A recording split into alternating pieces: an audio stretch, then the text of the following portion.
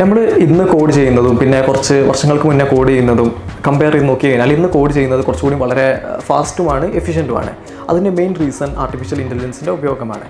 ഇപ്പം നമുക്കിന്ന് വളരെ ഒരു കോംപ്ലക്സ് ആയിട്ടുള്ളൊരു അൽഗോരിതമോ ഫംഗ്ഷനോ എഴുതാൻ വേണ്ടി കുറച്ചും കൂടി സിമ്പിളാണ്. നമ്മൾ ജസ്റ്റ് എന്ത് ചെയ്താൽ മതി, ChatGPTയിൽ ചോദിച്ചു കഴിഞ്ഞാൽ നമുക്കതിൻ്റെ സാധനം കിട്ടും അല്ലേ. അപ്പോൾ നമ്മളുടെ ഈ ഒരു കോഡിങ്ങിൽ നമ്മൾ മാക്സിമം AI യൂട്ടിലൈസ് ചെയ്ത് കഴിഞ്ഞാൽ നമുക്ക് ഒരുപാട് എഫിഷ്യൻ്റ് ആയിട്ട് കാര്യങ്ങൾ ചെയ്യാൻ പറ്റും. ഇപ്പോൾ ഒരു പ്ലാറ്റ്ഫോം ഉണ്ട്, കേഴ്സർ എന്ന് പറഞ്ഞിട്ടുള്ള ഒരു IDE ഉണ്ട്. അത് ഈ VS കോഡിനെ തന്നെ ഒന്ന് കസ്റ്റമൈസ് ചെയ്ത് ബിൽഡ് ചെയ്തിട്ടുള്ള ഒരു IDE ആണ്. അപ്പം അത് ഫ്രീ ഓഫ് കോസ്റ്റിലുണ്ട്, പെയ്ഡ് വേർഷനും ഉണ്ട്. അതിൻ്റെ ഫ്രീ ഓഫ് കോസ്റ്റ് നമുക്കൊക്കെ ഫ്രീ ഓഫ് കോസ്റ്റ് ധാരാളമാണ്.